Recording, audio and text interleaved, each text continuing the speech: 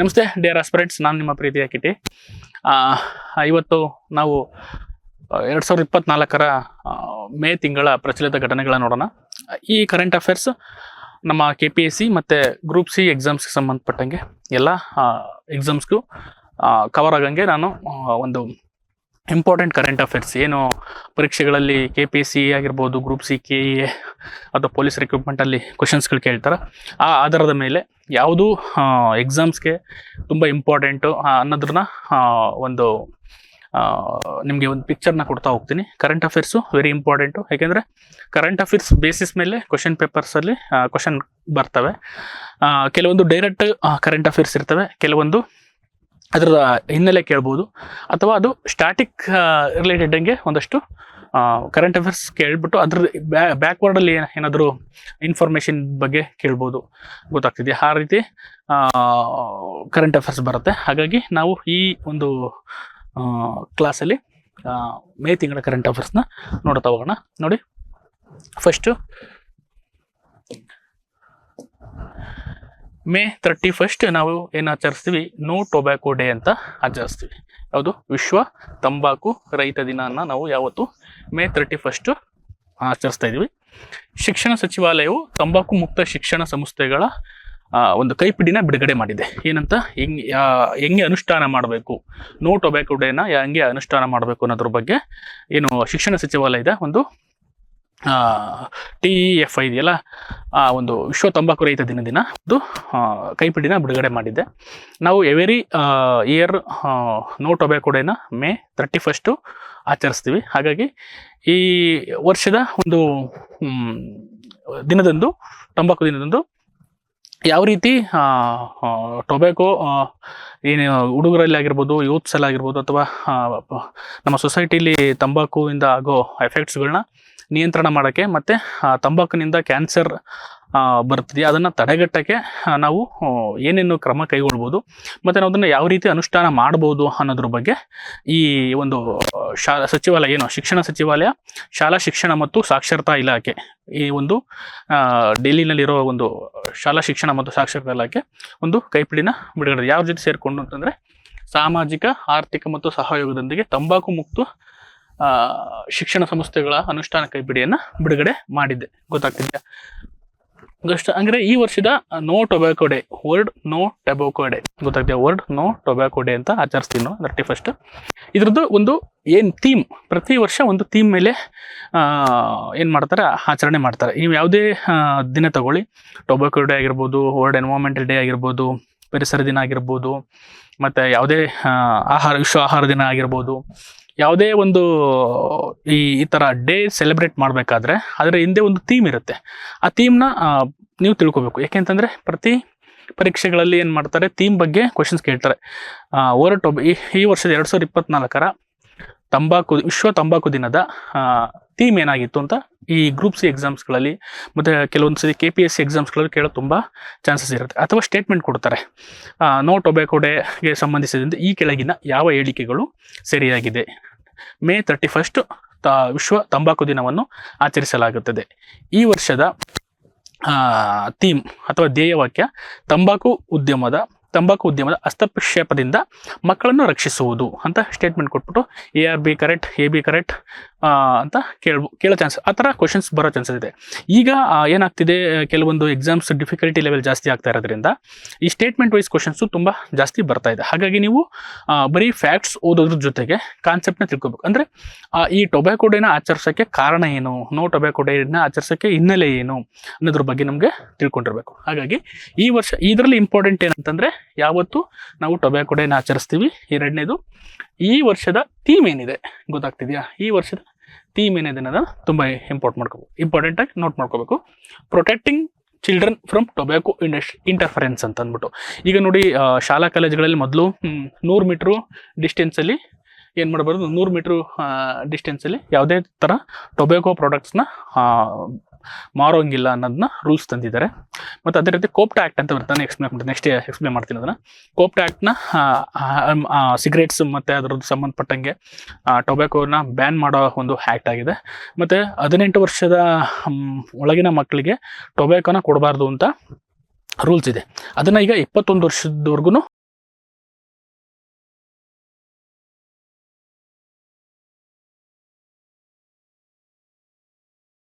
ಅದನ್ನು ಇನ್ಕ್ರೀಸ್ ಮಾಡಿದ್ದಾರೆ. ಇವೆಲ್ಲ ಏನಕ್ಕೆ ಮಾಡ್ತಿದ್ದಾರೆ ಅಂದರೆ ಟೊಬ್ಯಾಕೋ ಕನ್ಸಂಪ್ಷನ್ನ ಕಡಿಮೆ ಮಾಡೋಕ್ಕೆ. ಸೊಸೈಟಿನಲ್ಲಿ ಟೊಬ್ಯಾಕೋ ಕನ್ಸಂಪ್ಷನ್ ಮಾಡೋದು ಅದು ಇಂಡಿಯಾದಲ್ಲಿ ತುಂಬ ಇದೆ. ಅದು India one of the biggest tobacco consuming country ಆಗಿದೆ, ಗೊತ್ತಾಗ್ತಿದೆ. ಹಾಗಾಗಿ ಆ ಟೊಬ್ಯಾಕೋಯಿಂದ ತುಂಬ ಮೌತ್ ಕ್ಯಾನ್ಸರ್ ಆಗಿರ್ಬೋದು, ಕ್ಯಾನ್ಸರ್ಗಳು ಬರೋ ಚಾನ್ಸ್ ಇದೆ. ಅಂದರೆ ಹೆಲ್ತ್ ಮೇಲೆ ತುಂಬ ಎನ್ವೈರ್ಮೆಂಟ್ ಮೇಲೆ ತುಂಬ ಎಫೆಕ್ಟ್ ಆಗ್ತಿರುತ್ತೆ. ಯಾಕೆಂದರೆ ಒಬ್ಬ ಹ್ಯೂಮನ್ ಬೀಯಿಂಗ್ ಇದ್ದಾನೆ, ಭಾರತದ ಒಂದು ಆರ್ಥಿಕತೆ ಮೇಲೆ ತುಂಬ ಪರಿಣಾಮ ಬೀರುತ್ತೆ. ಯಾಕೆ ಒಬ್ಬ ಮನುಷ್ಯ ಹೆಲ್ತ್ ಹಾಳಾಯಿತು ಅಂತಂದರೆ ಅವನ ಎಕನಾಮಿಕಲ್ ಸ್ಟೇಟಸ್ ಕಮ್ಮಿ ಆಗುತ್ತೆ, ಅವ್ನು ದುಡ್ದಿದ್ದೆಲ್ಲ ಹಾಸ್ಪಿಟ್ಲಿಗೆ ಖರ್ಚಾಗಬೇಕತ್ತೆ, ಮತ್ತು ಅದನ್ನು ಅವನ ಕಾಯಿಲೆನ ವಾಸಿ ಮಾಡೋಕ್ಕೆ ಸರ್ಕಾರ ಇನ್ವೆಸ್ಟ್ಮೆಂಟ್ ಮಾಡಬೇಕಾಗತ್ತೆ, ಆರೋಗ್ಯದ ಕೆಲವೊಂದು. ಅದರಿಂದ ಈ ಥರ ಡೇಗಳನ್ನ ಆಚರಿಸೋ ಕಾರಣ ಹೆಲ್ತ್ನ ಇಂಪ್ರೂವ್ಮೆಂಟ್ ಮಾಡೋಕ್ಕೆ ಅಥವಾ ಸೊಸೈಟಿನ ಹೆಲ್ತ್ ಇಂಪ್ರೂವ್ ಮಾಡೋಕ್ಕೆ ಅಥವಾ ಈ ಕನ್ಸಂಪ್ಷನ್ನ ಕಡಿಮೆ ಮಾಡೋಕ್ಕೆ ಇದನ್ನು ಇದು ಮಾಡ್ತಾರೆ, ಗೊತ್ತಾಗ್ತಿದೆಯಾ. Next the members of world health organisation created a world no tobacco day in 1987. ಯಾವುದು? WHO ವರ್ಲ್ಡ್ ಹೆಲ್ತ್ ಆರ್ಗನೈಸೇಷನ್ನು 1987ನಲ್ಲಿ ಈ ಒಂದು ವರ್ಲ್ಡ್ ಟೊಬ್ಯಾಕೋ ಡೇನ ಆಚರಿಸೋಕ್ಕೆ ತಗೊಂತಾರೆ. ಏನಕ್ಕೆ ಅಂದರೆ draw global attention to the tobacco epidemic and the preventable death to disease its causes. ಏನು ಅದರಿಂದ ಸಾವುಗಳು ಉಂಟಾಗ್ತಿದೆ ಅಥವಾ ಕ್ಯಾನ್ಸರ್ ಉಂಟಾಗ್ತಿದೆ ಅದನ್ನು ತಡೆಗಟ್ಟೋಗೋಸ್ಕರ ಈ ಒಂದು WHO 1987ನಲ್ಲಿ ಏನು ಮಾಡುತ್ತೆ, ಈ ವರ್ಲ್ಡ್ ನೋ ಟೊಬ್ಯಾಕೋ ಡೇ ಅನ್ನು ಆಚರಿಸೋಕ್ಕೆ ಸ್ಟಾರ್ಟ್ ಮಾಡುತ್ತೆ, ಗೊತ್ತಿದೆ. ವರ್ಲ್ಡ್ ಹೆಲ್ತ್ ಆರ್ಗನೈಸೇಷನ್ ಅಥವಾ ಗ್ಲೋಬಲ್ ಹೆಲ್ತ್ ಆರ್ಗನೈಸೇಷನ್ ಕರೆದ್ರೆ ಇದು 1940 ಅಂದರೆ ನಾವು 1945ನಲ್ಲಿ ಇದನ್ನು ಎಸ್ಟಾಬ್ಲಿಷ್ ಮಾಡ್ತೀವಿ. April 7th. ಆ April 7th ಇದನ್ನು ವರ್ಲ್ಡ್ ಹೆಲ್ತ್ ಆರ್ಗನೈಸೇಷನ್ನ ನಾವು ಸ್ಥಾಪನೆ ಮಾಡಿದ್ದಕ್ಕೆ 7th ಏನೆಂತ ಆಚರಿಸ್ತಾ ಮಾಡ್ತೀವಿ ಅಂತಂದರೆ ವರ್ಲ್ಡ್ ಹೆಲ್ತ್ ಡೇ ಅಂತ ಆಚರಣೆ ಮಾಡ್ತೀವಿ. ವರ್ಲ್ಡ್ ಹೆಲ್ತ್ ಡೇ 7th ನಾವು ಏನು ಮಾಡ್ತೀವಿ, ಆಚರಣೆ ಮಾಡ್ತೀವಿ, ಗೊತ್ತಾಗ್ತಿದೆಯಾ. April 7th ನಾವು 1948ಇಂದ ವರ್ಲ್ಡ್ ಹೆಲ್ತ್ ಡೇನ ಸೆಲೆಬ್ರೇಟ್ ಮಾಡ್ತೀವಿ. ಎವ್ರಿ ಇಯರ್ ಸೆಲೆಬ್ರೇಟ್ ಮಾಡ್ತೀವಿ. ಅದಕ್ಕೂ ಒಂದು ಥೀಮ್ ಇರುತ್ತೆ, ಅದನ್ನು ನೀವು ಏಪ್ರಿಲ್ ಮಂತ್ ಕರೆಂಟ್ ಅಫೇರ್ಸಲ್ಲಿ ನೋಡಿರ್ತೀರ, ಗೊತ್ತಾಗ್ತಿದೆ. ಹಾಗಾಗಿ 1945ಅಲ್ಲಿ ವರ್ಲ್ಡ್ ಹೆಲ್ತ್ ಆರ್ಗನೈಸೇಷನ್ ಬಂತು. 1987ನಲ್ಲಿ ವರ್ಲ್ಡ್ ನೋ ಟೊಬ್ಯಾಕೋ ಡೇನ ಆಚರಣೆ ಮಾಡೋಕ್ಕೆ ಸೆಲೆಬ್ರೇಟ್ ಮಾಡೋಕ್ಕೆ ಸ್ಟಾರ್ಟ್ ಮಾಡಿದ್ರು, ಗೊತ್ತಾಗ್ತಿದೆಯಾ. ಹಾಗಾಗಿ ಈ ವರ್ಷದ theme protecting children from tobacco industry interference ಅಂತ ತಿಳ್ಕೊಬೋದು, ಓಕೆನಾ. ನೆಕ್ಸ್ಟ್, ಆರೋಗ್ಯ ಮತ್ತು ಕುಟುಂಬ ಕಲ್ಯಾಣ ಸಚಿವಾಲಯ ಈ ಮಾರ್ಗಸೂಚಿಗಳನ್ನ ಹೊರಡಿಸಿದೆ. ಈ ಶಾಲೆಗಳಲ್ಲಿ ಈ ಒಂದು ಕೈಪಿಡಿ ಯೂಸ್ ಆಗುತ್ತೆ, ಅಂದರೆ ಏನೇನು ಪ್ರಿವೆನ್ಷನ್ ತಗೋಬೇಕು ಅನ್ನೋದಕ್ಕೆ ಈ ಒಂದು ಇದಾಗಿದೆ, ಗೊತ್ತಾಯಿದೆ. ನೆಕ್ಸ್ಟು, ಇದು ಏನು ತಂಬಾಕಿನ ಅಪಾಯಗಳಿಂದ ಏನು ವಿದ್ಯಾರ್ಥಿಗಳನ್ನು ರಕ್ಷಿಸಲು ಯಾವ ರೀತಿ ಮಾರ್ಗಸೂಚಿಗಳನ್ನ ನಾವು ಅಳವಡಿಸ್ಕೊಳ್ಬೇಕು ಅನ್ನೋದ್ರ ಬಗ್ಗೆ, ಅದನ್ನು ಮತ್ತೆ ಯಾವ ರೀತಿ ಜಾರಿಗೊಳಿಸ್ಬೇಕು ಅನ್ನೋದ್ರ ಬಗ್ಗೆ ಈ ಒಂದು ಹೇಳುತ್ತೆ. ನೆಕ್ಸ್ಟು, ಒಂದು ಜಾಗತಿಕ ಯುವ ತಂಬಾಕು ಸಮೀಕ್ಷೆ ಪ್ರಕಾರ, ಗೊತ್ತಾಯ್ತಾ, ಗ್ಲೋಬಲ್ ಯೂತ್ ಟೊಬ್ಯಾಕೋ ಸರ್ವೆ ಪ್ರಕಾರ 2019 ಪ್ರಕಾರ 13ರಿಂದ 15 ವರ್ಷಗಳ 8% ವಿದ್ಯಾರ್ಥಿಗಳು ತಂಬಾಕುನ ಸೇವಿಸ್ತಾರೆ ಅನ್ನೋದು ಹೇಳುತ್ತೆ. ಯಾವುದು? ಜಾಗತಿಕ ಯುವ ತಂಬಾಕು ಸಮೀಕ್ಷೆ ಏನು ಹೇಳುತ್ತೆ 2019 ಪ್ರಕಾರ 13ರಿಂದ 15 ವರ್ಷದ ಮಕ್ಕಳು 8.5% ವಿದ್ಯಾರ್ಥಿಗಳು ಏನು ಮಾಡ್ತಾರೆ, ಟೊಬ್ಯಾಕೋನ ಕನ್ಸಂಪ್ಷನ್ ಮಾಡುತ್ತೆ ಅಂತ ಹೇಳುತ್ತೆ. ಇದು ಗೊತ್ತಾಗ್ತಿದೆಯಾ. ನೆಕ್ಸ್ಟ್, ಅದನ್ನು ಹೇಳಿದೆ, ಕೋಪ್ಟಾ ಆಕ್ಟ್ ಅಂತ ಹೇಳಿದೆ ನಾನು. ಕರ್ನಾಟಕದಲ್ಲಿ ಈಗ ಮೊನ್ನೆ ಒಂದು ಇಶ್ಯೂ ಆಗಿತ್ತು, ಏನಂತಂದರೆ ಈ ಹುಕ್ಕಾ ಬಾರ್ ಇದಾರಲ್ಲ, ಹುಕ್ಕಾ ಸೇದೋದು ಅಂತ ಬರುತ್ತೆ, ನೀವು ನೋಡಿರ್ತೀರ ಯೂಶಲಿ. ಅದನ್ನು ನಮ್ಮ ಕರ್ನಾಟಕ ಸರ್ಕಾರ ಬೆಂಗಳೂರಲ್ಲಿ ಕರ್ನಾಟಕದಲ್ಲಿ ಬ್ಯಾನ್ ಮಾಡಿದ್ರು. ಹುಕ್ಕನ ಸೇವನೆ ಮಾಡೋಂಗಿಲ್ಲ ಅಥವಾ ಹುಕ್ಕನ ಮಾರಾಟ ಮಾಡೋಂಗಿಲ್ಲ ಅಂತ ಇದು ಮಾಡಿದ್ರು. ಅದಕ್ಕೆ ಅವರು ಏನು ಹುಕ್ಕಾ ಬಾರ್ ಓನರ್ಸ್ಗಳಿದ್ರಲ್ಲ, ಅವರು ಅದು ಹುಕ್ಕಾ ಬಾರ್ ಅಂತ ಕರೀತಾರೆ ಆ್ಯಕ್ಚುಲಿ, ಅವರು ಹೈಕೋರ್ಟ್ಗೆ ಪಿಟಿಷನ್ ಹಾಕಿದ್ರು. ಬಟ್ ಅದನ್ನು ಹೈಕೋರ್ಟು ಏನು ಮಾಡ್ತು, ಏನು ಬ್ಯಾನ್ ಮಾಡಿದ್ರು, ಕರ್ನಾಟಕ ಗೌರ್ಮೆಂಟ್ ಏನು ಬ್ಯಾನ್ ಮಾಡ್ತು ಅದನ್ನು ಅಪ್ಹೋಲ್ಡ್ ಮಾಡ್ತು, ಅಂದರೆ ಎತ್ತಿಡ್ದಿಲ್ಲ, ಬ್ಯಾನ್ ಮಾಡಿದ್ರೆ ಕರೆಕ್ಟ್ ಇದೆ ಅಂತ ಅಂದ್ಬಿಟ್ಟು ಇದು ಮಾಡಿದ್ರು. ಯಾವೊಂದು ಆ್ಯಕ್ಟ್ ಅಡಿಯಲ್ಲಿ ಅದನ್ನು ಬ್ಯಾನ್ ಮಾಡಿದ್ರು ಅಂತಂದರೆ ಕೋಪ್ಟಾ ಅಂತ ಕರೀತಾರೆ, ಅಥವಾ COTPA, the cigarettes and other tobacco products prohibition advertisement and regulations of trade production supply and distribution act 2003. ತುಂಬ ಲೆಂತಿ ಇದೆ, ಕೋಟ್ಪಾ ಅಂತ ಕರೀತಾರೆ. ಅದನ್ನ ನೀವು ಸಿಂಪಲಾಗಿ ಕೋಟ್ಪಾ ಅಂದ್ಕೊಳ್ಳಿ, ಗೊತ್ತಿರಲಿ ಎಕ್ಸ್ಪ್ಲನೇಷನು. ಯಾವ ಆ್ಯಕ್ಟು ಎಷ್ಟರಲ್ಲಿ ಬಂತು, 2003ರಲ್ಲಿ ಇದನ್ನು ತಂದಿದ್ದಾರೆ. ಏನಕ್ಕೆ ಅಂತಂದರೆ ಏನು ಅದನ್ನು ಈ ಅಡ್ವರ್ಟೈಸ್ಮೆಂಟ್ ಇದು ಮಾಡ್ತಾರೆ ಆಗ್ತಾರಲ್ವಾ, ಅದು ಇಷ್ಟು ಪರ್ಸೆಂಟ್ ಅಡ್ವರ್ಟೈಸ್ಮೆಂಟ್ 60 to 80% ಅಡ್ವರ್ಟೈಸ್ಮೆಂಟ್ ಇರಬೇಕು. ಮತ್ತು ಎಲ್ಲೆಲ್ಲಿ ಮಧ್ಯೆ ಧೂಮಪಾನ ನಿಷೇಧಿಸಲಾಗಿದೆ ಆಗಬೇಕು. ಪಬ್ಲಿಕ್ಕಲ್ಲಿ ಸಿಗರೇಟ್ ಆಗಿರ್ಬೋದು ಅಥವಾ ಟೊಬ್ಯಾಕೋ ಪ್ರಾಡಕ್ಟ್ಸ್ನ ಯೂಸ್ ಮಾಡೋಂಗಿಲ್ಲ, ಅದು ಪ್ರಾಹಿಬಿಟ್ ಇದೆ, ಸರ್ಕಾರ ಅದನ್ನು ಬ್ಯಾನ್ ಮಾಡಿದೆ. ಅಂದರೆ ಪಬ್ಲಿಕ್ ಪ್ಲೇಸಲ್ಲಿ ಎಲ್ಲೂ ಯೂಸ್ ಮಾಡೋಂಗಿಲ್ಲ, ಪ್ರೈವೇಟಲ್ಲಿ ಯೂಸ್ ಮಾಡೋದು. ಮತ್ತು ಈ ಚಿಲ್ಲರೆ ರೀತಿಯಲ್ಲಿ ವ್ಯಾಪಾರ ಮಾಡೋಂಗಿಲ್ಲ, ಸಿಂಗಲ್ ಸಿಗರೇಟ್ಸ್ನ ಮಾರೋಂಗಿಲ್ಲ. ಮತ್ತು ಬಲ್ಕಾಗಿ ಮಾರಬೇಕು. ಈ ಕೆಲವೊಂದು ಟೀ ಅಂಗಡಿಗಳಲ್ಲಿ ಅದೆಲ್ಲ ಮಾರ್ತಾ ಇರ್ತಾರೆ, ಬಟ್ ಅದು ತುಂಬ ಅಫೆನ್ಸು. ಅದನ್ನು ಈ ಕೋಟ್ಪಾ ಆ್ಯಕ್ಟ್ ಅಡಿಯಲ್ಲಿ ಬೇಕಾದ್ರೆ ಅದನ್ನು ಪ್ರಿವೆನ್ಷನ್ ಮಾಡ್ತಾರೆ. ಬೇಕಾದ್ರೆ ನೀವು ನೋಡಿ, ಈ ಫೈನ್ ಆಗ್ತಿರ್ತಾರೆ ಪೊಲೀಸ್ನವರು, ಯಾರಾದರೂ ಪಬ್ಲಿಕ್ ಪ್ಲೇಸಲ್ಲಿ ಏನಾದರೂ ಸಿಗರೇಟ್ ಸೇರ್ತಾ ಇದ್ರೆ ಅಥವಾ ಟೊಬ್ಯಾಕೋ ಪ್ರಾಡಕ್ಟ್ನ ಯೂಸ್ ಮಾಡ್ತಾ ಇದ್ರೆ, ಗೊತ್ತಾಯ್ತಾ, ಅದು ಯಾವ ಒಂದು ಆ್ಯಕ್ಟ್ ಅಡಿಯಲ್ಲಿ ಅವ್ರಿಗೆ ಫೈನ್ ಅಥವಾ ಅವರಿಗೆ ಪನಿಷ್ಮೆಂಟ್ ಆಗುತ್ತೆ ಅಂತಂದರೆ ಅವ್ರನ್ನ ಸೀಸ್ ಮಾಡಿ ಬೇಕಾದ್ರೆ ಕೋರ್ಟ್ ಮುಂದೆ ಹಾಜರುಪಡಿಸ್ಬೋದು. 2003. ಬಟ್ ಟೊಬ್ಯಾಕೋ ಈ ಆ್ಯಕ್ಟ್ ಬೇರೆ, NDPS ಆ್ಯಕ್ಟ್ ಬೇರೆ. NDPS ಅಂತ ಬರುತ್ತೆ, ಅದು drugs related. NDPS ಗೊತ್ತಾಗ್ತಿದೆಯಾ? NDPS act ಅಂತ ಬರುತ್ತೆ, narcotics and psychotropic substance act ಅಂತ ಬರುತ್ತೆ. ಆ ಅಡಿಯಲ್ಲಿ ಈ ಗಾಂಜಾ ಆಗಿರ್ಬೋದು, ಕೊಕೈನ್ ಆಗಿರ್ಬೋದು, ಅಥವಾ ಯಾವುದೇ ಥರ ಅಫೀಮ್ ಆಗಿರ್ಬೋದು, ಅದನ್ನು ಯೂಸ್ ಮಾಡೋದು ತುಂಬ ಇಲ್ಲಿಗಲ್ಲು. ಮತ್ತು ಮಾರಾಟ ಆದಾಗಿರ್ಬೋದು, ಕನ್ಸಂಪ್ಷನ್ ಮಾಡೋದು ಇಲ್ಲಿಗಲ್ಲು, ಅವ್ರ ಮೇಲೆ ಕೇಸ್ ಮಾಡ್ಬೋದು. ಅರ್ಥ ಆಗ್ತಿದೆಯಾ? ಹಾಗಾಗಿ ಈ ಡ್ರಗ್ಸಿಗೆ ಸಂಬಂಧಪಟ್ಟಾಗ NDPS ಆ್ಯಕ್ಟು, ಈ ಸಿಗರೇಟ್ಸ್ ಅಥವಾ ಈ ತಂಬಾಕು ರಿಲೇಟೆಡ್ ಕೋಟ್ಪಾ ಆ್ಯಕ್ಟು ಕನ್ಫ್ಯೂಸ್ ಮಾಡ್ಕೋಬೇಡಿ, ಓಕೆನಾ? ಏನಕ್ಕೆ ಇದನ್ನಂದರೆ ಈ provision of advertisement regulate the trade and commerce, ಅಂದರೆ ಮಾರಾಟ ಮಾಡೋದನ್ನ ಮತ್ತು ಪ್ರೊಡಕ್ಷನ್ ಸಪ್ಲೈ ಮಾಡೋದನ್ನ ಪ್ರಿವೆನ್ಷನ್ ಮಾಡೋದು ಮತ್ತು ಅದನ್ನು ಬ್ಯಾನ್ ಮಾಡೋ ಒಂದು ಆ್ಯಕ್ಟ್ ಅಡಿಯಲ್ಲಿ ಆ್ಯಕ್ಟ್ ಅದನ್ನು ಈ ಆ್ಯಕ್ಟ್ನ ತಂದಿದ್ದಾರೆ. ಗೊತ್ತಾಗ್ತಿದೆಯಾ? ನಾನು ಹೇಳಿದೆ hookah is harmful cigarette as a cigarette. ಗೊತ್ತಾಗ್ತಿದೆ. Karnataka high court uphold the ban. ಯಾವೊಂದು ಗ್ರೌಂಡ್ಸ್ ಮೇಲೆ ಇದು ಮಾಡ್ತಿದ್ರೆ, ನೀವು ಆರ್ಟಿಕಲ್ 47 ಇಂಡಿಯನ್ ಕಾನ್ಸ್ಟಿಟ್ಯೂಷನ್ ಓದ್ತಿರ್ತೀರ. ಯಾವುದೇ ಒಂದು ಸೊಸೈಟಿದ ಆರೋಗ್ಯನ ಕಾಪಾಡಬೇಕಾಗಿರೋದು ರಾಜ್ಯ ಸರ್ಕಾರ ಅಥವಾ ಕೇಂದ್ರ ಸರ್ಕಾರಗಳ ಕರ್ತವ್ಯ ಆಗಿರುತ್ತೆ. ಹಾಗಾಗಿ ಆರ್ಟಿಕಲ್ 47 ಮದ್ಯಪಾನ ಸಂಬಂಧಪಟ್ಟಂಗಿರ್ಬೋದು ಅಥವಾ ಒಂದು ಸಮಾಜದ ಹೆಲ್ತ್ನ ಕಾಪಾಡಬೇಕಾಗಿರೋದು ರಾಜ್ಯಗಳ ಕರ್ತವ್ಯ ಆಗಿರುತ್ತೆ. ಹಾಗಾಗಿ ಆ ಒಂದು ಆರ್ಟಿಕಲ್ 47 ಅಡಿಯಲ್ಲಿ ಆರ್ಟಿಕಲ್ 47 ಕಾನ್ಸ್ಟಿಟ್ಯೂಷನ್ ಆಫ್ ಇಂಡಿಯಾ ಆ ಒಂದು ಅಡಿಯಲ್ಲಿ ಇದನ್ನೇನು ಮಾಡಿದ್ದಾರೆ, ಬ್ಯಾನ್ ಮಾಡಿದ್ದಾರೆ. ನೋಡಿ, article 47 provide the state endeavour to prohibit the consumption except medical purpose ಬಿಟ್ಬಿಟ್ಟು ಬೇರೆ ಯಾವುದೇ ಪರ್ಪಸ್ಗೂ ಇದನ್ನು ಬ್ಯಾನ್ ಮಾಡ್ಬೋದು. ಗೊತ್ತಾಗ್ತದೆ? ಇಂಟಾಕ್ಸಿಕೇಟಿಂಗ್ ಡ್ರಿಂಕ್ಸ್ ಆಗಿರ್ಬೋದು, ಡ್ರಗ್ಸ್ ಆಗಿರ್ಬೋದು, ಅಥವಾ ಈ ಟೊಬ್ಯಾಕೋ ಪ್ರಾಡಕ್ಟ್ಸ್ನ ಬ್ಯಾನ್ ಮಾಡೋ ಒಂದು ಅಧಿಕಾರನ ಹೊಂದಿದೆ. DPSP ನಲ್ಲಿ ಬರುತ್ತೆ 47, article 47 DPSP director principle of state ಪಾಲಿಸಿನಲ್ಲಿ ಬರುತ್ತೆ, ರಾಜ್ಯ ನಿರ್ದೇಶಕ ತತ್ವಗಳಲ್ಲಿ ಬರುತ್ತೆ. ಇದು ರಾಜ್ಯ ಸರ್ಕಾರಗಳ ಒಂದು ಕರ್ತವ್ಯ ಆಗಿರುತ್ತೆ. Next, olive green going green ಏನು ಹೇಳುತ್ತೆ? ಈ ಥರ ಕೇಳ್ಬಿಡ್ತಾರೆ. ಆಲಿವ್ ಗೋಯಿಂಗ್ ಗ್ರೀನ್ ಯಾವುದಕ್ಕೆ ಸಂಬಂಧಪಟ್ಟಿದೆ ಅಂತ ಕೇಳ್ಬಿಡ್ಬೋದು. ಗೊತ್ತಾ? ಈ ಥರ ಕ್ವಶನ್ಸ್ಗಳು ಬರುತ್ತೆ. ಅದು ಟ್ರಿಕ್ಕಿ ಥರ ಕ್ವಶನ್ಸ್ ಕೇಳ್ಬಿಡ್ತಾರೆ, ಡೈರೆಕ್ಟ್ ಕ್ವಶನ್ಸ್ ಕೇಳ್ಬಿಡ್ತಾರೆ. ನಿಮ್ಗೆ ಗೊತ್ತಿರಬೇಕು ಏನಕ್ಕೆ ಆಲಿವ್ ಗ್ರೀನ್ ಗೋಯಿಂಗ್ ಗ್ರೀನ್ ಅನ್ನೋದು ಯಾವುದಕ್ಕೆ ಸಂಬಂಧಪಟ್ಟಿದೆ, ಅದು ಏನಕ್ಕೆ ಅಂತ ಗೊತ್ತಿರಬೇಕು. ಭಾರತೀಯ ಸೇನೆ ಏನು ನಮ್ಮ ಇಂಡಿಯನ್ ಆರ್ಮಿ ಇದೆಯಲ್ಲ, ಹೈಡ್ರೋಜನ್ ಬಸ್ಸನ್ನು ಒಂದು ಇಂಡಿಯನ್ ಆಯಿಲ್ ಕಾರ್ಪೊರೇಷನ್ ಲಿಮಿಟೆಡ್ ಜೊತೆ ಒಪ್ಪಂದ ಮಾಡಿಕೊಂಡು ಒಂದು ಹೈಡ್ರೋಜನ್ ಬಸ್ನ ಬಿಡುಗಡೆ ಮಾಡಿದೆ. ಗೊತ್ತಾಗ್ತಿದೆ? ಇಲ್ಲಿ ನೋಡಿ, ಹಸಿರು ಸುಸ್ಥಿರ ಸಾರಿಗೆ ಪರಿಹಾರಗಳು ಅಂದರೆ ಏನು, ಗ್ರೀನ್ ಮತ್ತು ಸಸ್ಟೈನಬಲ್ ಡೆವಲಪ್ಮೆಂಟ್, ಈ ಎನ್ವೈರ್ಮೆಂಟ್ ಪೊಲ್ಯೂಷನ್ ಕಂಟ್ರೋಲ್ ಮಾಡೋಕ್ಕೆ ಈ ಒಂದು ಪರಿಹಾರವಾಗಿ ಈ ಆಲಿವ್ ಗ್ರೀನ್ ಗೋಯಿಂಗ್ ಗ್ರೀನ್ ಅನ್ನೋ ಒಂದು ಹೈಡ್ರೋಜನ್ ಯೂಸ್ ಮಾಡಿಕೊಂಡು ಓಡಿಸೋ ಬಸ್ನ ಇಂಡಿಯನ್ ಆರ್ಮಿನವರು MOU ಮಾಡಿಕೊಂಡು ತಗೊಂಡಿದ್ದಾರೆ.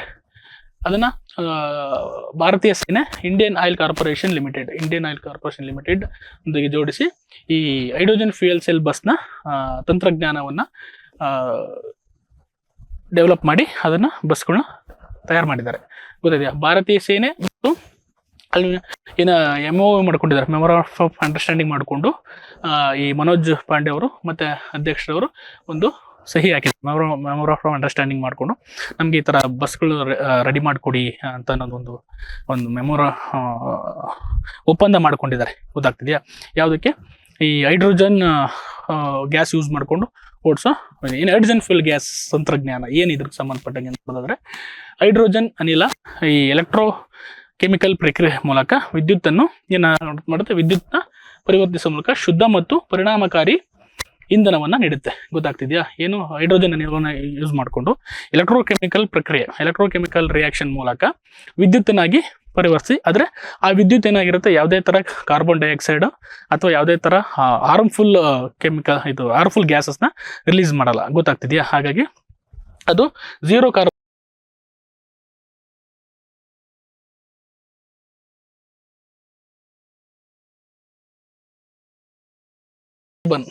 ಕಾರ್ಬನ್ ಎಮಿಷನ್ನ ಏನು ಮಾಡುತ್ತೆ, ಎಮಿಷನ್ ಮಾಡುತ್ತೆ. ಅಂದರೆ ನೋ ಕಾರ್ಬನ್ ಎಮಿಷನ್ ಆಗಲ್ಲ ಅದರಲ್ಲಿ. ಗೊತ್ತಾಗ್ತಿದೆಯಾ? ಝೀರೋ ಕಾರ್ಬನ್ ಎಮಿಷನ್ ಇರುತ್ತೆ. ಅದು ನಾವು ಪ್ಯಾರಿಸ್ ಒಪ್ಪಂದದ ಪ್ರಕಾರ ನಾವೇನು ಮಾಡಿದ್ವಿ, ನೆಟ್ ಝೀರೋ ಕಾರ್ಬನ್ ಎಮಿಷನ್ನ ನಾವು ಮಾಡಂದರೆ ಶೂನ್ಯ ಕಾರ್ಬನ್ ಮಾಡ್ತೀವಿ ಅಂತ ಅಂದ್ಬಿಟ್ಟು 2070 ನಾವು ಅದನ್ನು zero carbon net zero carbon emission ಇಂಡಿಯಾದಲ್ಲಿ ಮಾಡ್ತೀವಿ ಅಂತ ಅಂದ್ಬಿಟ್ಟು ನಾವು ಒಪ್ಪಂದ ಆಗಿದೆ ಪ್ಯಾರಿಸ್ ಅಗ್ರಿಮೆಂಟಲ್ಲಿ. ನೀವು ಅದನ್ನು ಎನ್ವೈರ್ಮೆಂಟಲ್ ಓದಿರ್ತೀರ. ಹಾಗಾಗಿ ಆ ಒಂದಕ್ಕೆ ಸಂಬಂಧಪಟ್ಟಂಗೆ ಈ ಒಂದು ಅಲಿವ್ ಗ್ರೀನ್ ಗೋಯಿಂಗ್ ಗ್ರೀನ್ ಅನ್ನೋ ಒಂದು ಮೆಮೊರಾಂಡಮ್ ಆಫ್ ಅಂಡರ್ಸ್ಟ್ಯಾಂಡಿಂಗ್ ಯಾರ್ಯಾರ ಮಧ್ಯೆ ಆಗಿದೆ. ಯಾರ್ಯಾರ ಮಧ್ಯೆ ಅಂದರೆ ಭಾರತೀಯ ಸೇನೆ ಮತ್ತು ಇಂಡಿಯನ್ ಆಯಿಲ್ ಕಾರ್ಪೊರೇಷನ್ ಲಿಮಿಟೆಡ್ ಅನ್ನೋರ ಜೊತೆಗೆ ಮಾಡ್ಕೊಂಡಿದ್ದಾರೆ. ಏನಕ್ಕೆ ಅಂದರೆ ಬಸ್ಗಳನ್ನ ಹೈಡ್ರೋಜನ್ ಫ್ಯೂಯಲ್ ಬಸ್, ಗೊತ್ತಾಯ್ತಾ, ಹೈಡ್ರೋಜನ್ ಫ್ಯೂಯಲ್ ಸೆಲ್ ಬಸ್ನ ತಂತ್ರಜ್ಞಾನವನ್ನು ಡೆವಲಪ್ ಮಾಡೋಕ್ಕೋಸ್ಕರ. ಗೊತ್ತಾಗ್ತಿದೆಯಾ? ಇಷ್ಟು ಗೊತ್ತಿರೋ ಸಾಕು. ನೆಕ್ಸ್ಟು ಭೀಷ್ಮ, ಏನು ನೀವು ನೋಡಿರ್ತೀರ, ತುಂಬ ನ್ಯೂಸಲ್ಲಿದೆ. ಮತ್ತು ಈ ಅಯೋಧ್ಯ ಓಪನಿಂಗ್ ಟೈಮಲ್ಲಿ January 22 ಏನು ಓಪನ್ ಆಯ್ತಲ್ಲ, ಅಲ್ಲಿ ಈ ಭೀಷ್ಮ ಅನ್ನೋನ್ನ ಈ ಇಂಡಿಜಿನಿಯಸ್ ಮೊಬೈಲ್ ಹಾಸ್ಪಿಟಲ್ಸ್ ಅಂತ ಕರೀತಾರೆ ಇವಕ್ಕೆ. ಗೊತ್ತಾಗ್ತದೆ, ಇಂಡಿಜಿನಿಯಸ್ ಮೊಬೈಲ್ ಹಾಸ್ಪಿಟಲ್. ಇವನ್ನ ಅಲ್ಲಿ ಇಂಪ್ಲಾಂಟ್ ಮಾಡಿದ್ರು. ಯಾಕೆಂತಂದರೆ ಅಲ್ಲಿ ಎಮರ್ಜೆನ್ಸಿ ಏನಾದರೂ ಅಪಘಾತಗಳು ಅಥವಾ ಏನಾದರೂ ಆಯಿತು ಅಂತಂದರೆ ಅದನ್ನು ರಕ್ಷಣೆ ಮಾಡೋಕ್ಕೋಸ್ಕರ ಈ ಒಂದು ತಂತ್ರಜ್ಞಾನದ ಕಂಡುಹಿಡಿದಿದ್ದಾರೆ. ಇದು ಏನಂದರೆ ಭೀಷ್ಮ ಅಂದರೆ ನಿಮಗೆ ಗೊತ್ತಿರಬೇಕು, ಅದರ ಡೆಫಿನೇಷನ್ ಅಂದರೆ ಎಕ್ಸ್ಪ್ಲನೇಷನ್ ಗೊತ್ತಿರಬೇಕು. ನೋಡಿ, ಭೀಷ್ಮ ಗೊತ್ತಿದೆ, Bharat health initiative for Suyog ಹಿತ ಅಂಡ್ ಮೈತ್ರಿ ಅಂತ ಕರೀತಾರೆ. ಗೊತ್ತಾಯ್ತಾ ಹೇಳಿ? ಭಾರತ್ ಹೆಲ್ತ್ ಇನಿಷಿಯೇಟಿವ್ ಫಾರ್ ಸಹಯೋಗ್ ಹಿತ ಅಂಡ್ ಮೈತ್ರಿ, ಕ್ಯೂಬ್ ಆಫ್ ಪ್ರಾಜೆಕ್ಟ್ ಆರೋಗ್ಯ ಮಿತ್ರ. ಗೊತ್ತಾಯ್ತು, ಕ್ಯೂಬ್ ಅಂತ ಕರೀತಾರೆ. ಇವು 72 ಕ್ಯೂಬ್ಸ್ ಇರುತ್ತೆ. ಈ 72 ಕ್ಯೂಬ್ಸ್ನ ಏನು ಮಾಡ್ತಾರೆ, ಆ 72 ಕ್ಯೂಬ್ಸ್ನ ಈ ಜೋಡಿಸೋದ ಮುಖಾಂತರ ಒಂದು ಹಾಸ್ಪಿಟ್ಲನ್ನೇ ನಿರ್ಮಾಣ ಮಾಡ್ಬೋದು. ಅದಕ್ಕೋಸ್ಕರ ಇದು ತುಂಬ ಫೇಮಸ್ ಆಗಿದೆ. ಮತ್ತು ತುರ್ತು ಸಂದರ್ಭದಲ್ಲಿ ಯಾವ ಸಂದರ್ಭದಲ್ಲಿ ಇದು ಹೆಲ್ಪ್ ಆಗುತ್ತೆ ಅಂದರೆ, ಅಕಸ್ಮಾತ್ ಎಲ್ಲಾದರೂ ಡಿಸಾಸ್ಟರ್ ಆಯಿತು ಅಥವಾ ಎಲ್ಲಾದರೂ ಆಕ್ಸಿಡೆಂಟ್ ಆಯಿತು ಅಥವಾ ಹ್ಯೂಮನ್ ಇಂಟರ್ಫೇಸಿಂದ ಏನಾದರೂ ಆಕ್ಸಿಡೆಂಟ್ಸ್ ಆಯಿತು, ತುಂಬ ಜನಕ್ಕೆ ಒಂದೇ ಸತಿ ಟ್ರೀಟ್ಮೆಂಟ್ ಕೊಡ್ಬೇಕಂದ್ರೆ ಅವ್ರನ್ನ ತುಂಬ ಶಿಫ್ಟ್ ಮಾಡೋಕೆ ಹೋದಾಗ ಅಲ್ಲಿ ಅವರು ಸಾವಿಗೆ ಅಥವಾ ಎಫೆಕ್ಟ್ಸ್ ಆಗೋ ಜಾಸ್ತಿ ಸಾಧ್ಯತೆ ಇರುತ್ತೆ. ಅದಕ್ಕೋಸ್ಕರ ಆನ್ ದ ಸ್ಪಾಟ್ ಅಲ್ಲೇ ತುರ್ತು ಸಂದರ್ಭ ಎಲ್ಲಿ ಅಪಘಾತ ನಡೆದಿದೆ, ಗೊತ್ತಾಗ್ತದೆ, ಡಿಸಾಸ್ಟರ್ ನಡೆದಿದೆ, ಅಲ್ಲೇ ಆ ಒಂದು ಆರೈಕೆ ಮಾಡೋ ಒಂದು ಕಾನ್ಸೆಪ್ಟ್ ಮೇಲೆ ಈ ಒಂದು ಭೀಷ್ಮ ಅನ್ನೋ ಇದು ಮಾಡಿದ್ದಾರೆ. ಭೀಷ್ಮ ಅಂದರೆ ನಿಮ್ಗೆ ಗೊತ್ತಿರಬೇಕು, Bharat health initiative for Suyog ಹಿತ ಅಂಡ್ ಮೈತ್ರಿ, ಕ್ಯೂಬ್ ಆಫ್ ಪ್ರಾಜೆಕ್ಟ್ ಆರೋಗ್ಯ ಮೈತ್ರಿ ಅಡಿಯಲ್ಲಿ ಇದನ್ನ ಮಾಡಿದ್ದಾರೆ. ಗೊತ್ತಾಯ್ತಾ? ಇದನ್ನ ಇಂಡಿಜಿನಿಯಸ್ ಮೊಬೈಲ್ ಹಾಸ್ಪಿಟಲ್ನ ಕರೀತಾರೆ. ಗೊತ್ತಾಯ್ತಾ? ಏನಕ್ಕಿದ್ರೆ ಈ ಕ್ರೂಷಿಯಲ್ ಲೈಫ್ ಸೇವರ್ ಅಂತ ಕರೀತಾರೆ. ಈ ತುರ್ತು ಸಂದರ್ಭದಲ್ಲಿ ಮೆಡಿಕಲ್ ಎಮರ್ಜೆನ್ಸಿ ಟೈಮಲ್ಲಿ ಅದ ಸ್ಥಳಕ್ಕೆ ಹೋಗಿ ಇದೇನು ಮಾಡ್ಬೋದು, ಟ್ರೀಟ್ಮೆಂಟ್ನ ಸ್ಟಾರ್ಟ್ ಮಾಡ್ಬೋದು. ಈ ನ್ಯಾಚುರಲ್ ಡಿಸಾಸ್ಟರ್ ಆದಾಗ ಅಥವಾ ಹ್ಯುಮ್ಯಾನಿಟೇರಿಯನ್ ಕ್ರೈಸಿಸ್ ಆದಾಗ ಮಾಡ್ಬೋದು. ಈಗ ನಮ್ಮ ಇದರಲ್ಲೆಲ್ಲ ಕೊಡಗುನಲ್ಲೆಲ್ಲ ಡಿಸಾಸ್ಟರ್ ಆಯಿತು, ಆ ಕೊಡಗುವಿಂದ ಮತ್ತೆ ಅಕಸ್ಮಾತ್ ಅಲ್ಲಿ ಏನಾದರೂ ಅವರಿಗೆ ಅಪಘಾತ ಆಗಿರುತ್ತಲ್ಲ, ಅವ್ರನ್ನ ಸಾಗಿಸೋಕ್ಕೆ ತುಂಬ ಟೈಮ್ಸ್ ಆಗುತ್ತೆ. ಅಲ್ಲೇ ಇದನ್ನು ಇಂಪ್ಲಿಮೆಂಟ್ ಮಾಡಿ ನಾವು ಇದು ಮಾಡ್ಬೋದು. ಹೆಂಗೆ ಗೊತ್ತಾ, ಇದು Bhishma cube is tailor treat up to 2000 casualties, ಅಂದರೆ 200ಕ್ಕೂ ಹೆಚ್ಚು ಜನರನ್ನ ಅಪ್ ಟು 200 ಜನವರೆಗೂ ಏನು ಮಾಡ್ಬೋದು, ಅವ್ರಿಗೆ ಟ್ರೀಟ್ಮೆಂಟ್ ಕೊಡ್ಬೋದು. Next cube is equipped with initiative tools design enhance disaster response medical support during emergencies. ಅಂದರೆ ಅದರಲ್ಲಿ ಎಕ್ವಿಪ್ಮೆಂಟ್ಸ್ ಏನಂದರೆ ಎಕ್ಸ್ರೇ ಆಗಿರ್ಬೋದು, ಎಲ್ಲ ಥರ ಈ ಟೆಸ್ಟಿಂಗ್ ಇದು ಟೆಸ್ಟ್ ಮಾಡೋದಾಗಿರ್ಬೋದು, ಮತ್ತು ಟ್ರೀಟ್ಮೆಂಟಿಗೆ ಸಂಬಂಧಪಟ್ಟಂಗೆ ಎಲ್ಲ ಟೂಲ್ಸು ಅಲ್ಲಿ ಇರುತ್ತೆ. ಗೊತ್ತಾಗ್ತಿದೆ. ಆಮೇಲೆ ಆರ್ಟಿಫಿಷಿಯಲ್ ಇಂಟೆಲಿಜೆನ್ಸ್ನ ಅದಕ್ಕೆ ಇನ್ವಾಲ್ವ್ಮೆಂಟ್ ಮಾಡಿದ್ದಾರೆ. ಡಾಟಾ ಅನಾಲಿಸಿಸ್ ಯೂಸ್ ಮಾಡಿಕೊಂಡು ಒಂದು ಎಫೆಕ್ಟಿವ್ ಆಗಿ ರಿಯಲ್ ಟೈಮಲ್ಲಿ ಏನು ಮಾಡುತ್ತದು ನಿಮಗೆ ಆ ಟ್ರೀಟ್ಮೆಂಟ್ನ ಕೊಡೋಕ್ಕೆ ಹೆಲ್ಪ್ ಮಾಡುತ್ತೆ. ಹಾಗಾಗಿ ಆರ್ಟಿಫಿಷಿಯಲ್ ಇಂಟೆಲಿಜೆನ್ಸ್ ಯೂಸ್ ಮಾಡಿ ಈ ಭೀಷ್ಮ ಅನ್ನೋ ಒಂದು ಕ್ಯೂಬ್ ಗೊತ್ತಾಯ್ತಾ ಒಳಗೊಂಡಿದೆ. ನೋಡೋದಾದರೆ ಇದನ್ನು ಆಗ್ರಾದ air delivery research and development ಸಂಸ್ಥೆ ವಿಶೇಷವಾಗಿ ಈ ಪ್ಯಾರಾಚೂಟ್ಗಳನ್ನ ಇದು ಮಾಡಿದೆ. ಆ ಪ್ಯಾರಾಚೂಟ್ ಮುಖಾಂತರ ಅವನ್ನ ಇಳಿಸ್ಬೋದು. ಗೊತ್ತಾಗ್ತಿದೆಯಾ? ಹಾಗಾಗಿ ಈ ಜೀವರಕ್ಷೆಗಳ 72 ಟ್ಯೂಬ್ನ ಹೊಂದಿರುತ್ತೆ. ಅವನ್ನ ಪ್ರತಿ ಕ್ಯೂಬ್ ಜೋಡಿಸಿ ಒಂದು ಹಾಸ್ಪಿಟ್ಲ್ ಥರನೇ ಕ್ರಿಯೇಟ್ ಮಾಡೋದು. 36 ಮಿನಿ ಕ್ಯೂಬ್ಗಳನ್ನು ಒಳಗೊಂಡಿದೆ. 72 ವಿಭಾಗಗಳನ್ನು ಒಳಗೊಂಡಿದೆ. 12 ನಿಮಿಷಗಳಲ್ಲಿ ಇದನ್ನೇನು ಮಾಡ್ಬೋದು, 12 ನಿಮಿಷಗಳಲ್ಲಿ ಇದನ್ನು ರೆಡಿ ಮಾಡಾಕ್ಬೋದು. ಗೊತ್ತಾಗ್ತಿದೆಯಾ? ಹಾಗಾಗಿ ಆಮೇಲೆ 770 kg ಇರುತ್ತೆ. 1500 ಅಡಿ ಎತ್ತರದವರೆಗೂ ಇದನ್ನು ಎತ್ಕೊಂಡು ಹೋಗ್ಬೋದು. 200 ಕ್ಯಾಶುಯಾಲಿಟೀಸ್ ಅನ್ನೋದು ಯಾರಿಗೆ ಅಪಘಾತ ಆಗಿರುತ್ತೆ 200 ಜನದವರೆಗೂ ಇದನ್ನು ಏನು ಮಾಡ್ಬೋದು ಗೊತ್ತಾಗ್ತಿದೆಯಾ. ಈ ಥರ ನೀವು ಇದ್ರ ಬಗ್ಗೆ ತಿಳ್ಕೊಂಡಿರ್ಬೇಕು. ಇಷ್ಟು ಫ್ಯಾಕ್ಟ್ಸು ಗೊತ್ತಿರಬೇಕು ಅಂತಿಲ್ಲ. ಅಟ್ಲೀಸ್ಟ್ ಭೀಷ್ಮ ಅಂದ್ರೇನು, ಇದಕ್ಕೆ ಯಾವುದಕ್ಕೆ ಸಂಬಂಧಪಟ್ಟಿದೆ, ಎಲ್ತಿಗೆ ಸಂಬಂಧಪಟ್ಟಿದೆ. ಕೆಲವರು ಭೀಷ್ಮ ಅಂತಂದರೆ ಈ ಯುದ್ಧ ವಿಮಾನಗಳು ಅದಕ್ಕೆ ನಾವು ರಿಲೇಟ್ ಆಗ್ತೀವಿ ಅಥವಾ ಇದು, ಬಟ್ ಅದರ ಫುಲ್ ಫಾರ್ಮ್ ನಮಗೆ ಗೊತ್ತಿದ್ರೆ ಗೊತ್ತಾಗುತ್ತೆ ಯಾವುದಕ್ಕೆ ಇದು ಸಂಬಂಧ ಇದೆ ಅಂತ ಅಂದ್ಬಿಟ್ಟು. ಓಕೆನಾ, ಇಷ್ಟು ಇದ್ರ ಬಗ್ಗೆ ಗೊತ್ತಿರಬೇಕು. ಮತ್ತು ಈ ಪ್ರವಾಹ ಆಗಿರ್ಬೋದು, ಯಾವುದೇ ಎಮರ್ಜೆನ್ಸಿ ಟೈಮಲ್ಲಿ ಎಲ್ಲಿ ಎಮರ್ಜೆನ್ಸಿ ಅಪಘಾತ ಆಗಿರುತ್ತೆ ಅಥವಾ ಡಿಸಾಸ್ಟರ್ ಆಗಿರುತ್ತೆ ಅಲ್ಲಿಗೆ ನಾವು ಇವನ್ನ ಕ್ಯೂಬ್ಸ್ನ ಏರೋಪ್ಲೇನ್ ಮುಖಾಂತರ ಅಥವಾ ಪ್ಯಾರಾಚೂಟ್ ಮುಖಾಂತರ ನಾವೇನು ಮಾಡ್ಬೋದು, ಇದನ್ನು ತಗೊಂಡು ಹೋಗ್ಬೋದು. ಓಕೆನಾ. ನೆಕ್ಸ್ಟ್ ಕಾನ್ಸೆಪ್ಟು ನೋಡಿ, ಎನ್ವೈರ್ಮೆಂಟಲ್ ಸಂಬಂಧಪಟ್ಟಂಗೆ ಯಾವುದೇ ಥರ ಪ್ರಶ್ನೆಗಳು ಬಂದರೆ ನೀವು ಭಾಳ ಕರೆಂಟ್ ಅಫೇರ್ಸಲ್ಲಿದ್ದರೆ ತುಂಬ ಕೇರ್ಫುಲ್ ಆಗಿರಿ. ಯಾಕೆಂದರೆ ಇತ್ತೀಚೆಗೆ ಪ್ರಚಲಿತ ಘಟನೆಗಳಲ್ಲಿ ಎನ್ವೈರ್ಮೆಂಟ್ ರಿಲೇಟೆಡ್ ಕ್ವಶನ್ಸು ತುಂಬ ಬರ್ತಾ ಇದೆ. ಕೆಲವು ಮೊದಲು ಡೈರೆಕ್ಟ್ ಕ್ವಶನ್ಸ್ ಬರ್ತಾಯಿತ್ತು, ಈಗ ಸ್ವಲ್ಪ ಫ್ಯಾಕ್ಚುಯಲ್ ಪ್ಲಸ್ ಕಾನ್ಸೆಪ್ಟ್ ಕ್ವಶನ್ಸ್ ಎರಡೂ ಸಹ ಕ್ವಶನ್ಸ್ನ ಕೇಳ್ತಾ ಇದ್ದಾರೆ. ಹಾಗಾಗಿ ಅದ್ರ ಬಗ್ಗೆ ನಿಮಗೆ ಗಮನ ಇರಬೇಕು. ಓಕೆನಾ. ಈ ನೀಲಿ ಧ್ವಜ ಪ್ರಮಾಣ ಪತ್ರ ಅಂತ ಕರೀತಾರೆ. ಈ ಒಂದು ಬೀಚ್ಗಳಿಗೆ, ನಮ್ಮ ಭಾರತದಲ್ಲಿರುವ ಅಥವಾ ಪ್ರಪಂಚದಲ್ಲಿರುವ ಬೀಚ್ಗಳಲ್ಲಿ ಯಾವ್ಯಾವ ದೇಶಗಳಲ್ಲಿ ಬೀಚ್ಗಳಿದೆ ಆ ಬೀಚ್ಗಳಿಗೆ ಒಂದು ಸರ್ಟಿಫಿಕೇಟ್ ಕೊಡ್ತಾರೆ. ಇದು ಬ್ಲೂ ಫ್ಲಾಗ್ ಬೀಚ್ ಆಗಿದೆ ಅಂತಂದ್ಬಿಟ್ಟು. ಅಂದರೆ ಆ ಬ್ಲೂ ಫ್ಲಾಗ್ ಬೀಚ್ ಹೊಂದಿದೆ ಅಂತಂದರೆ ಅದು ತುಂಬ ಶುದ್ಧವಾದ ನೀರು, ಶುದ್ಧವಾದ ವಾತಾವರಣ ಹೊಂದಿರುವ ಒಂದು ಬೀಚ್ ಆಗಿರುತ್ತೆ. ಅಲ್ಲಿ ಯಾವುದೇ ಥರ ಪೊಲ್ಯೂಷನ್ಗೆ ಅವಕಾಶ ಇರೋದಿಲ್ಲ. ಹಾಗಾಗಿ ಅಂಥ ಒಂದು ತುಂಬ 33 ಕ್ರೈಟೀರಿಯಾಗಳನ್ನ ನಾವು ಯೂಸ್ ಮಾಡಿ ಅವ್ರೇನು ಮಾಡ್ತಾರೆ, ಈ ಬ್ಲೂ ಫ್ಲಾಗ್ ಸರ್ಟಿಫಿಕೇಟ್ಗೆ ರೆಕಮೆಂಡ್ ಮಾಡ್ತಾರೆ. ಅಂಥದ್ರಲ್ಲಿ ನಮ್ಮ ಭಾರತದಲ್ಲಿ 12 ಬೀಚ್ಗಳು ಏನಾಗಿದ್ದಾವೆ, ಬ್ಲೂ ಫ್ಲಾಗ್ ಇದರಲ್ಲಿ ಸೆಲೆಕ್ಟ್ ಆಗಿದ್ದಾವೆ. ಇತ್ತೀಚೆಗೆ ಏನಕ್ಕೆ ನ್ಯೂಸಲ್ಲಿ ಇತ್ತು ಅಂದರೆ, ಈ ಇಂಟಂಬಕ್ಕಂ ಇದೆಯಲ್ಲ, ಇಂಟಂಬಕ್ಕಂ ಅಕ್ಕರೆ ಅಭಿವೃದ್ಧಿ ಯೋಜನೆಯಲ್ಲಿ ಈ ತಮಿಳುನಾಡು ಕರಾವಳಿ ತೀರದಲ್ಲಿ ಬ್ಲೂ ಫ್ಲಾಗ್ ಇವನ್ನ ಡೆವಲಪ್ ಮಾಡಬೇಕು ಅಂತ ಅಂದ್ಬಿಟ್ಟು ತಮಿಳುನಾಡು ಕರಾವಳಿ ತೀರ ನಿರ್ವಹಣಾ ಪ್ರಾಧಿಕಾರ ಒಂದು ಯೋಜನೆನ ಹಮ್ಮಿಕೊಂಡಿದೆ. ಅದಕ್ಕೆ ಒಪ್ಪಿಗೆ ನೀಡಿದೆ. ಅದಕ್ಕೋಸ್ಕರ ಇದು ನ್ಯೂಸಲ್ಲಿತ್ತು. ಅದಕ್ಕೆ ಸಂಬಂಧಪಟ್ಟಂಗೆ ನೋಡೋದು ಒಟ್ಟು ನಮ್ಮ ಭಾರತದಲ್ಲಿ 12 ಬೀಚ್ಗಳಿದ್ದಾವೆ. ಅದರಲ್ಲಿ ನಮ್ಮ ಕರ್ನಾಟಕದಲ್ಲಿ ಇಂಪಾರ್ಟೆಂಟು ಕಾಸರಗೋಡು ಮತ್ತು ಪಡುಬಿದ್ರೆ. ನೋಡಿ, ನಮ್ಮ ಇಲ್ಲಿ ಏನು ಕರ್ನಾಟಕದಲ್ಲಿ ಇರೋ 2 ಇಂಪಾರ್ಟೆಂಟ್ ಬೀಚ್ಗಳಂದರೆ ನಿಮ್ಗೆ 12 ಬೀಚ್ಗಳು ಗೊತ್ತಿರಬೇಕು. ಅದರಲ್ಲಿ ಇಂಪಾರ್ಟೆಂಟ್ ಅಂದರೆ ಕರ್ನಾಟಕದ ಎನ್ವೈರ್ಮೆಂಟ್ ರಿಲೇಟೆಡ್ KPSC ಆದರೆ ಏನಾಗುತ್ತೆ, ಪೇಪರ್ 2ನಲ್ಲಿ ನಿಮಗೆ ಕರ್ನಾಟಕ ಎನ್ವೈರ್ಮೆಂಟ್ ರಿಲೇಟೆಡ್ ಅಥವಾ ಕರ್ನಾಟಕ ಕರೆಂಟ್ ಅಫೇರ್ಸ್ ಅಂತಲೇ ಒಂದಷ್ಟು ಪ್ರಶ್ನೆಗಳು ಕೇಳ್ತಾರೆ. ಹಾಗಾಗಿ ಕರ್ನಾಟಕದ ರಿಲೇಟೆಡ್ ಯಾವುದೇ ಕರೆಂಟ್ ಅಫೇರ್ಸ್ ಇದ್ದರೂ ತುಂಬ ಫೋಕಸ್ ಮಾಡಿ ನೋಡಿ, ಗೊತ್ತಾಗ್ತಿದೆಯಾ. ಮೊದಲು ಈ ಗೋಲ್ಡನ್ ಬೀಚ್ ಅಥವಾ ಏನು ಕೊನಾರ್ಕ್ ಇದೆಯಲ್ಲ, ಒಡಿಶಾದಲ್ಲಿ ಇದೆಯಲ್ಲ, ಆ ಒಡಿಶಾ ಬೀಚು ಫಸ್ಟು ಈ ನೀಲಿ ಧ್ವಜ ಬ್ಲೂ ಫ್ಲಾಗ್ ಪ್ರಮಾಣ ಪತ್ರವನ್ನು ಪಡೆದುಕೊಂಡಿದೆ. ಗೊತ್ತಾಗ್ತಿದೆಯಾ. ಏನಕ್ಕೆ ಕೊಡ್ತಾರೆ ಅಂದರೆ, ಪರಿಸರ ಸ್ನೇಹಿ ಸ್ವಚ್ಛ ಸಮುದ್ರ ತೀರಗಳಿಗೆ ಮನ್ನಣೆ ನೀಡುವ ಸಲುವಾಗಿ ಈ ಪ್ರಮಾಣ ಪತ್ರವನ್ನು ಕೊಡ್ತಾರೆ. ಯಾರು ಕೊಡ್ತಾರೆ ಅಂತಂದರೆ, ಡೆನ್ಮಾರ್ಕ್ ಮೂಲದ ಒಂದು ಲಾಭರಹಿತ ಸಂಸ್ಥೆ ಆಗಿರುವ ಎನ್ವೈರ್ಮೆಂಟ್ ಎಜುಕೇಷನ್ ಎನ್ನೋ ಒಂದು ಸಂಸ್ಥೆ. ಯಾವುದು? ಡೆನ್ಮಾರ್ಕ್. ಗೊತ್ತಾಗ್ತಿದೆಯಾ. ಡೆನ್ಮಾರ್ಕ್ ಮೂಲದ ಲಾಭರಹಿತ ಸಂಸ್ಥೆ ಎನ್ವೈರ್ಮೆಂಟ್ ಎಜುಕೇಷನ್ ಪ್ರಮಾಣ ಪತ್ರವನ್ನು ನೀಡುತ್ತೆ. ಗೊತ್ತಾಗ್ತಿದೆಯಾ. ಇದು ಅಂತಾರಾಷ್ಟ್ರೀಯ ಮಾನ್ಯತೆ ಪಡೆದ ಪತ್ರವಾಗಿದ್ದು ಇದು 33 ವಿವಿಧ ಅಂಶಗಳನ್ನು ಆಧರಿಸಿ, ನಾನು ಹೇಳಿದೆ 33 ಅಂಶಗಳನ್ನ ಆಧರಿಸಿ ಈ ಸರ್ಟಿಫಿಕೇಟ್ ಇದನ್ನು ಕೊಡ್ತಾ ಹೋಗ್ತಾರೆ. ಗೊತ್ತಾಗ್ತಿದೆಯಾ. ಅದರಲ್ಲಿ 4 ಮೇಜರ್ ಇವನ್ನ ವಿಭಾಗ ಮಾಡಿದ್ರೆ, ಪರಿಸರ ಶಿಕ್ಷಣ ಮತ್ತು ಮಾಹಿತಿ, ಅಲ್ಲಿನ ಒಂದು ಪರಿಸರ ಶಿಕ್ಷಣ ಹೆಂಗಿದೆ ಮತ್ತು ಅದರ ಬಗ್ಗೆ ಮಾಹಿತಿ ಚೆನ್ನಾಗಿ ಇದೆಯಾ ಅಥವಾ ಕೊಟ್ಟಿದ್ದಾರೆ ಅನ್ನೋದು. ಮತ್ತು ಆ ಸ್ನಾನದ ನೀರಿನ ಗುಣಮಟ್ಟ, ಆ ನೀರು ಸ್ನಾನ ಮಾಡೋಕ್ಕೆ ಯೋಗ್ಯನೋ ಅಥವಾ ಪೊಲ್ಯೂಟೆಂಟೋ ಅನ್ನೋದ್ರ ಮೇಲೆ ನಿರ್ಧಾರ ಆಗುತ್ತೆ. ನೆಕ್ಸ್ಟು ಪರಿಸರ ನಿರ್ವಹಣೆ, ಯಾವ ರೀತಿ ಆ ಬೀಚ್ಗಳನ್ನ ನಿರ್ವಹಣೆ ಮಾಡಲಾಗಿದೆ ಅನ್ನೋದು ಒಂದು ಅಂಶಗಳನ್ನ ಕನ್ಸಿಡರ್ ಮಾಡ್ತಾರೆ. ನೆಕ್ಸ್ಟು ಬೀಚ್ಗಳ ಸಂರಕ್ಷಣೆ ಮತ್ತು ಅಲ್ಲಿನ ಸುರಕ್ಷತೆ ಯಾವ ರೀತಿ ಇದೆ ಅನ್ನೋದ್ರ ಬಗ್ಗೆ ಏನು ಮಾಡ್ತಾರೆ, ಆ ಒಂದು ಮೇಜರ್ 4 ಹೆಡ್ಡಲ್ಲಿ 33 ಕ್ರೈಟೀರಿಯಾನ ಯೂಸ್ ಮಾಡಿಕೊಂಡು ಬ್ಲೂ ಫ್ಲಾಗ್ ಸರ್ಟಿಫಿಕೇಷನ್ನ ಕೊಡ್ತಾ ಹೋಗ್ತಾರೆ. ಗೊತ್ತಾಗ್ತಿದೆಯಾ. ನೀವು ನೋಡಿದಂಗೆ ಗುಜರಾತಲ್ಲಿ ಏನಾಗಿದೆ, ಶಿವರಾಜ್ಪುರ ಬೀಚ್ ಇದೆ. ನೆಕ್ಸ್ಟು ದಿಯುನಲ್ಲಿ ಗೋಗಲ್ ಬೀಚ್ ಇದೆ. ನಮ್ಮ ಕರ್ನಾಟಕದಲ್ಲಿ ಕಾಸರಗೋಡು ಮತ್ತು ಏನಾಗಿದೆ, ಪಡುಬಿದ್ರೆ ಇದೆ. ನೆಕ್ಸ್ಟು ಲಕ್ಷದ್ವೀಪಲ್ಲಿ ಇತ್ತೀಚೆಗೆ ಈ ಮಿನಿಕೈ, ತುಂಡಿ ಮತ್ತು ಕದಮತ್ ಬೀಚು ಇತ್ತೀಚೆಗೆ ಸೆಲೆಕ್ಟ್ ಆದವು. ಗೊತ್ತಾಗ್ತಿದೆಯಾ.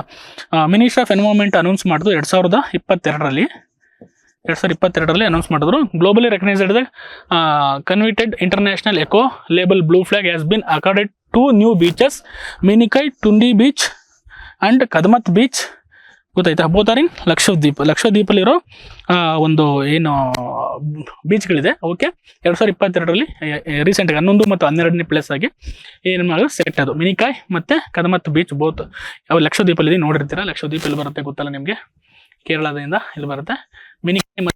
ಮಿನಿಕಾಯ್ನ ತುಂಡಿ ಬೀಚ್ ಮತ್ತು ಕದಮತ್ ಬೀಚ್ ಲಕ್ಷದ್ವೀಪ ಅದು ಗೊತ್ತಾಗ್ತಿದೆ. ಅದು ಇತ್ತೀಚೆಗೆ ಬ್ಲೂ ಸರ್ಟಿಫೈಡ್ ಅದು ಟೋಟಲ್ಲು 12 ಬ್ಲೂ ಫ್ಲಾಗ್ ಬೀಚ್ಗಳಿದೆ ನಮ್ಮ ಭಾರತದಲ್ಲಿ. ಓಕೆ, ಕರ್ನಾಟಕದಲ್ಲಿ 2 ಇದೆ.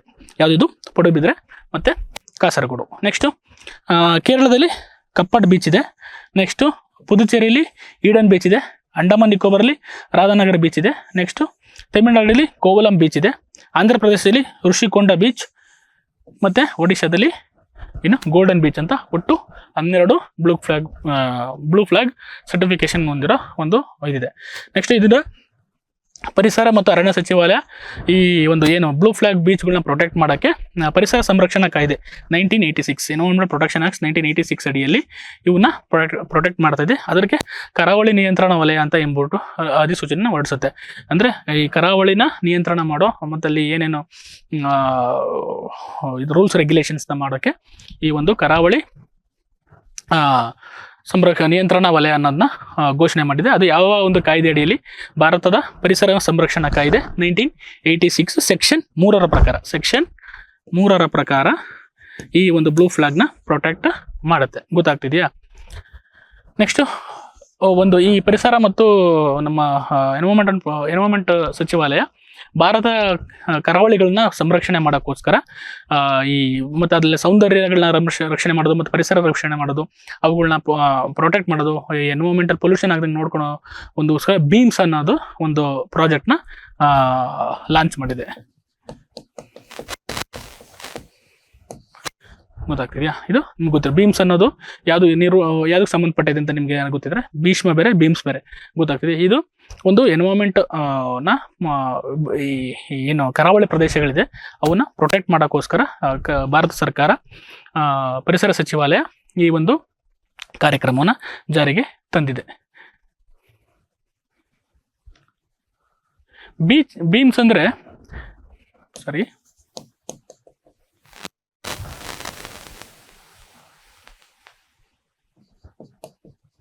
ಬೀಮ್ಸ್ ಇಲ್ಲಿ ಬಿಟ್ಟಿದ್ದೀನಿ ನಾನು, beach environment and aesthetic management service ಅಂತ ಕರೀತಾರೆ.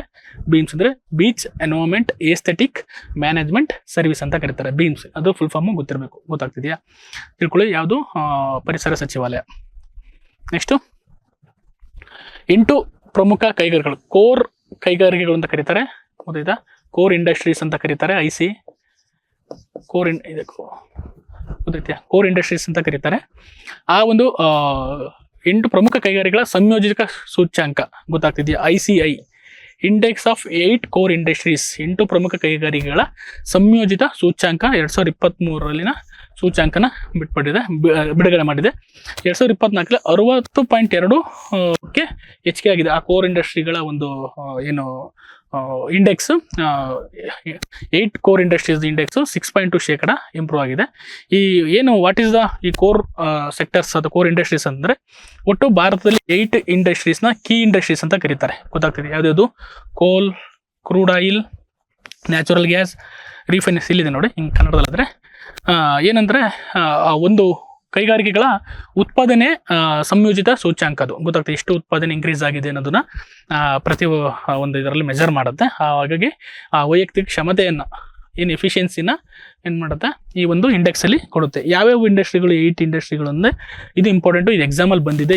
8 ಇಂಡಸ್ಟ್ರಿಗಳು ಯಾವುದು ಅಂತ ಎಕ್ಸಾಮಲ್ಲಿ ಕೇಳಿದ್ದಾರೆ. ಗೊತ್ತಾಗ್ತಿದೆ. ಹಂಗೆ ಕೋರ್ ಇಂಡಸ್ಟ್ರಿಗಳ ಬಗ್ಗೆ ನಿಮಗೆ ಗೊತ್ತಿರಬೇಕು.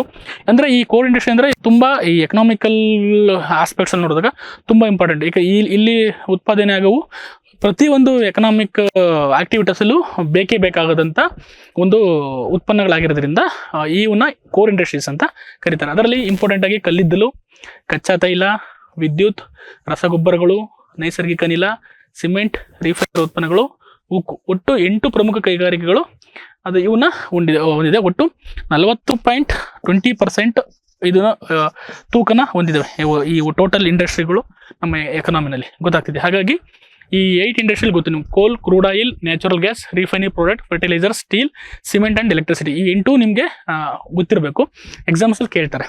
ಆಗ್ತಿದೆಯಾ? ನೆಕ್ಸ್ಟ್ ಇದಕ್ಕೆ ಏನಕ್ಕೆ ಇಂಪಾರ್ಟೆಂಟ್ ಕೋರ್ ಸೆಕ್ಟರ್ಸ್ ಅಂತ ಕರೀತಾರೆ ಅಂತಂದರೆ, ಇದು crucial indicator of the over all health of the Indian economy.